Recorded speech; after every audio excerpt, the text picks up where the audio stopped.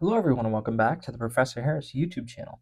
Today for COM352, we're going to get into kind of internal and external file organization, and that starts right here on our desktop. So you're going to plug the SD card into the computer, and then you're going to remove that folder I showed you, the folder called Sony. That's Sony all caps. And then there are ways to view the footage inside it, but it would be better for you to try and view it from inside of your editing software instead. But what we want to do instead of working off of the computer, because I discussed this in class, you should have an external hard drive or a USB that you can store all your project files on. And that way, all your raw footage, your entire project, can be removed from one computer and plugged into another to edit. And in this video, I'm going to show you exactly how to set all that up. So right now we have our raw footage, or the footage we just shot, fresh off the SD card here on our desktop. We're going to plug in our USB or external hard drive, and we're going to go ahead and open it. We're going to make a new folder, and we're going to title it COM352. You could even title it something like ENG project. All right, so now we have a new folder. I'm going to double click and open that. And then inside this, I'm going to do a new folder. I'm going to call it, we'll call it footage. And then inside our footage folder goes our Sony folder. So we're adding Sony to our footage folder. Oh, hold on, gotta wait for this to upload. I have about just under half a gigabyte of footage. So we'll wait for that to transfer. Yours will probably be much higher than a gigabyte. So sit around, be patient with it, let it upload. Although I could be wrong depending on the length of your segment and how much B-roll you have. It's always better to have more B-roll than you actually need. Okay, this will finish up in about 5 seconds. All right, so now we're going to take that Sony folder, we're going to put it inside our footage folder. We're going to make a new folder, we'll call that audio. All right, so now we have our audio footage. Other elements you might want, for instance, you could, inside audio folder, you can make a new folder, you call that SFX. So we could also add another folder. We could do things like natural sound, call that nat sound.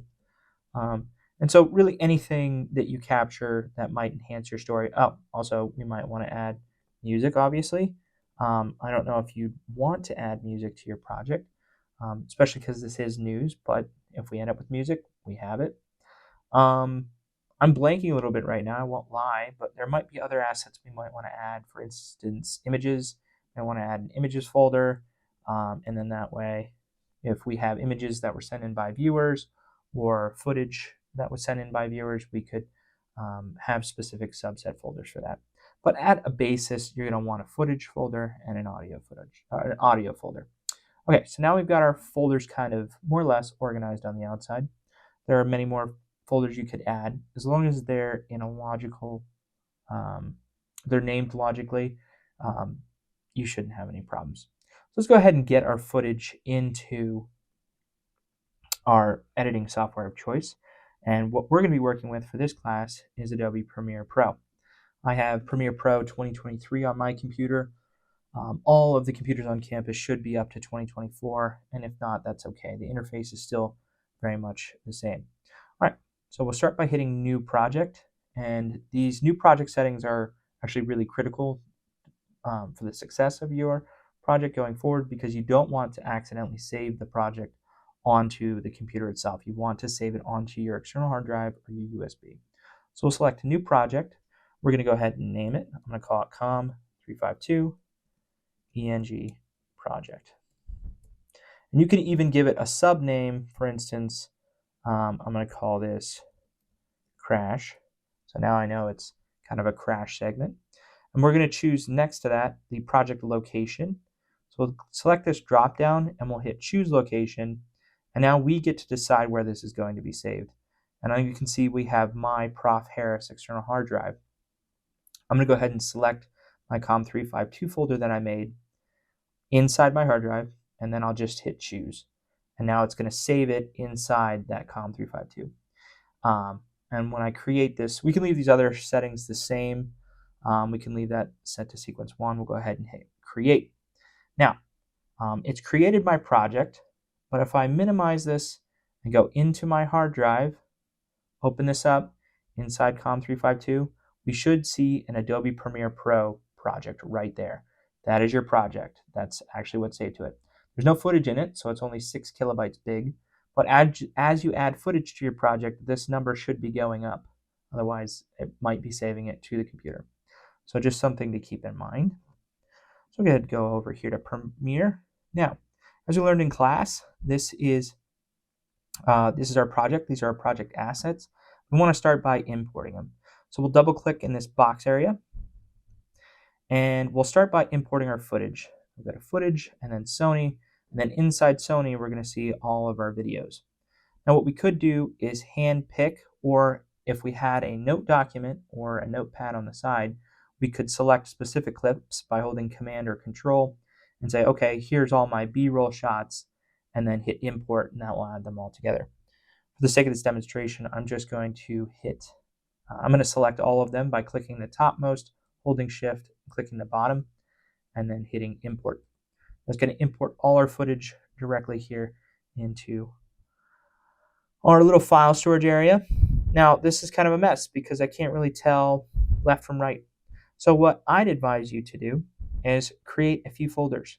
The way you're going to create folders to start organizing things is by right-clicking an empty space. You'll do new item, and you should be able to select, new bin. We're going to come up here to new bin.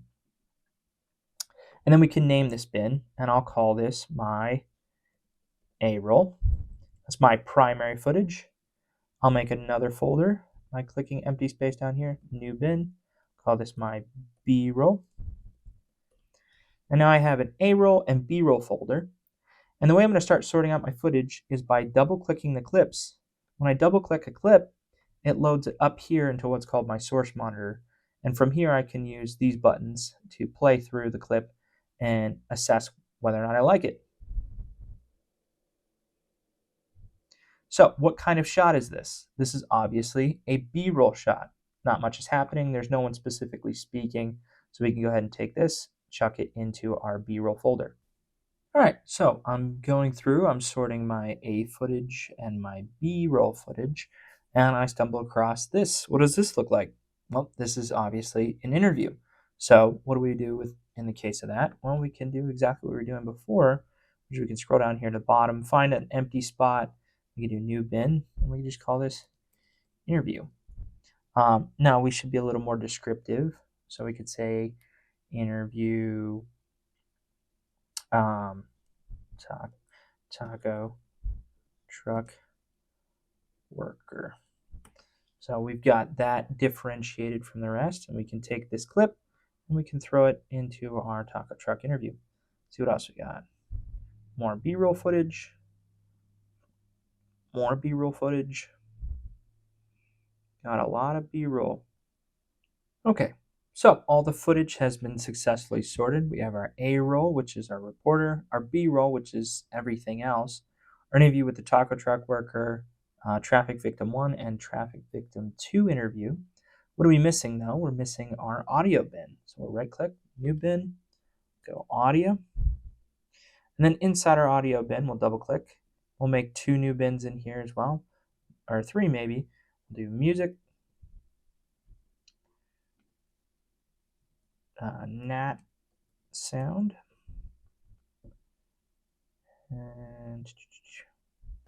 and sound effects. All right, so let's import our natural sound, the natural sound we found on site. So I'll double click in that folder, and I can double click in here. That's going to pull this back up again. So we're going to head to our hard drive, our ENG project in audio. Then we have our nat sound folder here already, and I can just drag, select, and import all of that. Now, we're inside of our natural sound. We can see that these are sound files just by the little sound. If we go out by pressing this back button, we can see, if we look at, for instance, a video file, we see there's purple video and green, which is audio. But in our natural sound, we can see we just have the audio files. You can work both ways. You can use the expanding folders and or you can just double click into something. But remember, if you want to get out of it, you can just hit this back button. Okay, so we've got our A-roll, B-roll, audio, interview, different interview segments. And now we're ready to start building out our sequence. Our sequence is going to start with whatever footage we want to come first. So I'm going to open up my A-roll, I'm going to open up my first clip, and I'm going to start playing it and see what we have here. Good evening. I'm Han Higgy reporting from the scene of a traffic nightmare unfolding on the Veterans Memorial Bridge in Steubenville. Okay, so this is where we start what's called the editing workflow. It starts by loading a clip by double-clicking it, putting it into our source monitor.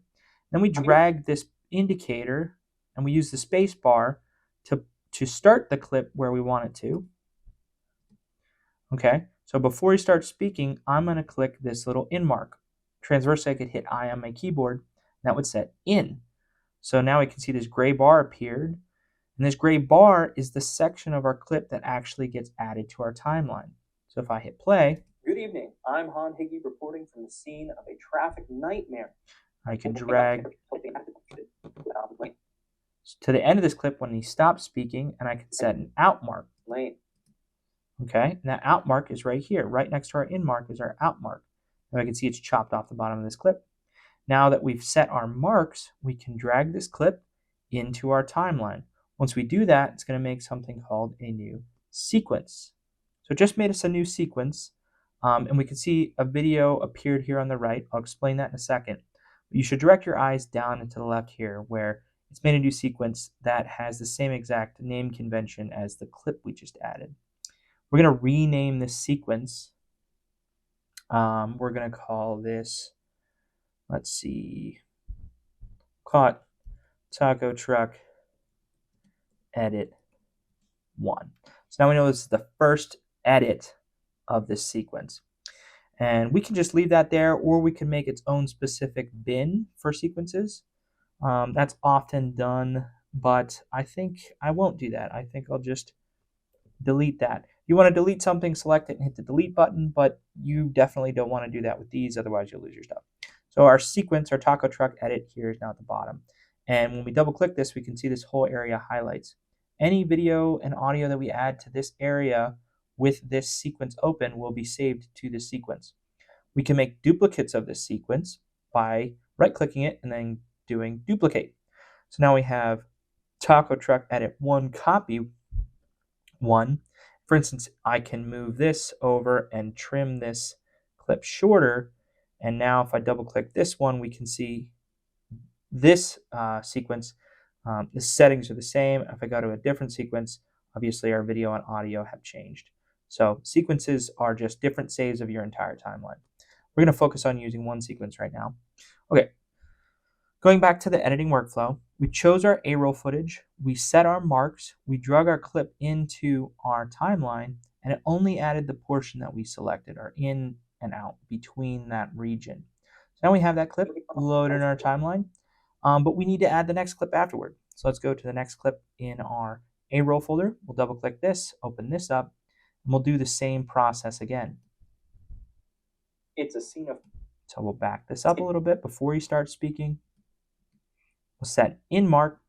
It's a scene of frustration and impatience as commuters are stuck for miles, their daily routines disrupted by this unexpected collision. We can go to the end. When he stops speaking, is the response from one unexpected source. We can set an out point. Again, marking only the area of the clip we want to add. We can drag this down now, and until it snaps, we can see it snaps, and then we can let go. Let's say you accidentally add this clip over top the other one and it ruins it. You can always undo that by hitting Command-Z or Control-Z on your keyboard, and that will undo that change. So we can drag this, and once we see that little weird inverted pyramid show up, we can let it go. Now, our timeline scroller is right here, and it's getting rather long. If we want to see the entirety of our clips, we can grab this right handle here. We can drag this out, and this essentially makes this look shorter, but it isn't actually shortening your video. What I'd recommend you do is get your A-roll kind of thrown in, and then once you know where you want your A-roll, you can start selecting and rearranging clips and stacking them. One thing to note though is when you go to, for instance, we switch to our B-roll. Let's say we want to have a B-roll shot. We'll double click this. We can put this B-roll shot over top of our A-roll shot, and our A-roll will still go in the background. So I can take this and drag it over top, and as long as I'm above it, I can place this B-roll shot up and above. So now when I play this clip through, it'll be interrupted by the B-roll shot. Expected collision. But amidst the chaos, there's a glimmer of hope. Emergency responders are working tirelessly to clear the wreckage and get traffic flowing again. But there's truly remarkable. Okay, I messed it up. Oh, we're just going to roll from there. Okay, Katie? All right. So there's even a mistake in this. So you'll want to review your footage carefully and build out your sequence very intentionally. And you should keep your script on hand. I have the script for my project right here, so I can go through this and make references to how the edit should be built out in correlation. So keep your script on standby. All right, so those are some of the basics. You're sorting out your footage, you're double clicking your clips to load them into your source monitor, you're setting your in and your out marks, you're choosing what footage you actually want to take from that clip, and then you're dragging it into your timeline. Now, what if you have a little bit of excess on the end? What if, for instance, we don't want these words or phrases? We can move this playhead anywhere we want, and then we can come to the end or even the head of this clip until this little icon appears. Once it appears, we can click and drag it, and now we've trimmed the end of that clip off. We can hit Control Z or Command Z to undo that. Okay, so let's say you organized your project, you put your A roll on your video 1 track and your B roll on your video 2 track. Quick reference, you should make sure that your V2 track is selected if you're going to be putting videos up on your V2 track. I can go into this track selection at another time, or I can explain it to you in person, but for reference, it wouldn't be a bad idea to keep all your video tracks and all your audio tracks selected. Okay, all right, so we've arranged our whole project in the order that we want. I'll tell you what, before we go, I should make one mention of something real quick. For adding B-roll to our project, we need to pay attention to not only where the video ends up, but where the audio ends up too. If you look down here at the bottom, you can see there's audio. This is kind of split into two. The top is video, the bottom is audio. If I place this in and on the other audio, it will overwrite that audio and that video, and it will replace it instead with something like this. If you don't want to do that, pay attention to where you're dragging and make sure you're not parking it directly over top your other footage and interrupting it. Remember that Media Composer looks at things from the top down, so your topmost video is what's going to be viewed, not your bottommost video, despite the fact that this little interview or this little reporting section continues underneath. Additionally, if you want to, you can delete the audio underneath, especially because it's going to have kind of interruptions to your story. For instance, you can't hear this, but I can hear kind of white noise, and that's this audio down here. The way to delete that is to turn off the linked selection, and then that will enable us to select things individually and then delete them by hitting the backspace or delete key on our keyboard. So we can select these and get rid of those audio bits and just have the footage from our B-roll and not the audio. Transversely, we could turn off the track selectors. So when I double click a clip, I can tell Premiere Pro that I don't want to take the audio from this clip by selecting there. That's a little more advanced. It's easier to just select specific clips audio and delete it there. Now, one thing to note is if I start trying to rearrange clips and I have this link selection toggle off, when I click a clip, I'm only selecting the video, not the audio. So we can see it gives us this error that it's 8 seconds off now. We can undo that. So to fix that, we can turn this back on, and now when I select the video clip, it will select the corresponding audio clip. All right, I hope that all makes sense. There is a lot more that this program can do. There's different kinds of transitions and animations. There's all kinds of color correction that we could do. But as you are beginners at this, I don't want to overwhelm you. I'm sure you're overwhelmed already. Let's go ahead and move into wrapping up the project. So let's say this is the final piece I'm looking to create with this story. I can come up here to File, and I can go down to Export, and then I'll go Media. And then here in the export, we're gonna do a few settings. We can change the name of this. So right now it says Taco Truck Edit 1. That's actually a fine name, unless I wanted to change it to something like ENG Project. And I could make that Edit 1. All right. So I want to choose the location. I would not suggest exporting it to your desktop. You should export it to your external hard drive. And if there's a specific place on your external hard drive, for instance, in that folder we made, you might want to put it there as well. If you want to be a little more specific, you can click that little arrow I just did, and then you can use the directories here to make those changes.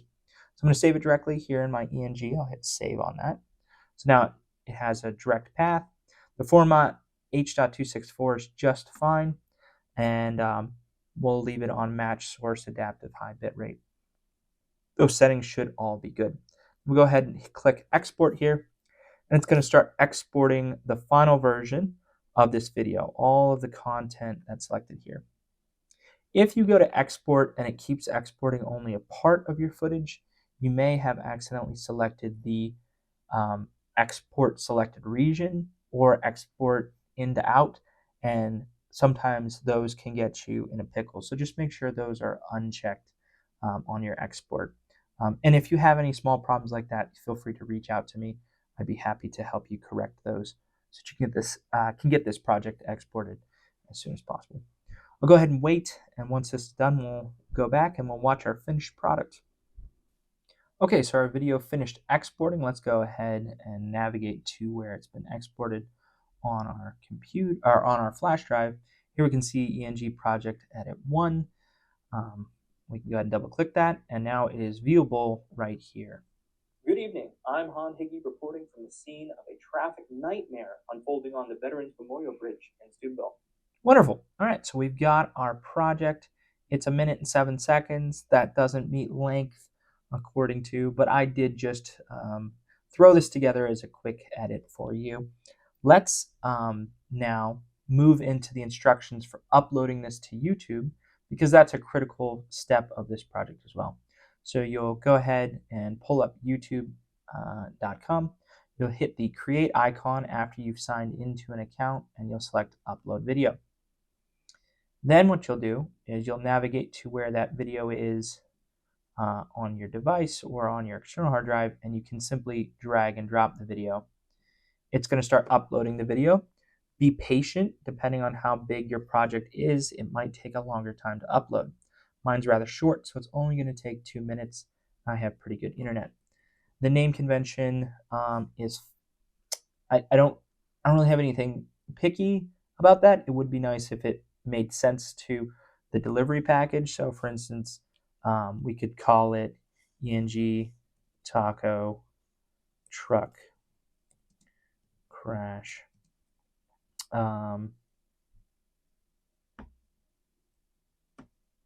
Report, something along those lines. And so now we have a consistent name that makes sense.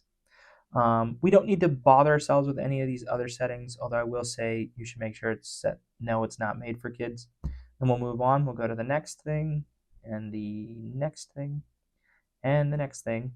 And for visibility, we're going to make sure this is selected as unlisted. If you make it private, you can't send it to me. I won't be able to view it. If you make it public, everyone on the internet will be able to see it. So please select unlisted.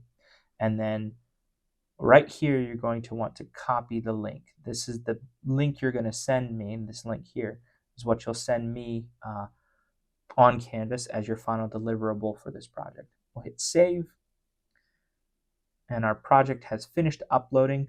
It's very important that you don't close this tab until it is finished uploading. Once it says processing, you're free to exit YouTube. Processing is something that happens external from the upload. So again, we can copy the video link, and this is what gets sent to me, that copied video link. So now when I paste the video link into any web browser, I should be able to drum up the video I just made. Now it's still uploading, so there's no image, but again, you'll head over to Canvas and you'll send it to me. If you can't find where to upload it for some reason on Canvas, feel free to email it to me. That is an acceptable submission as well.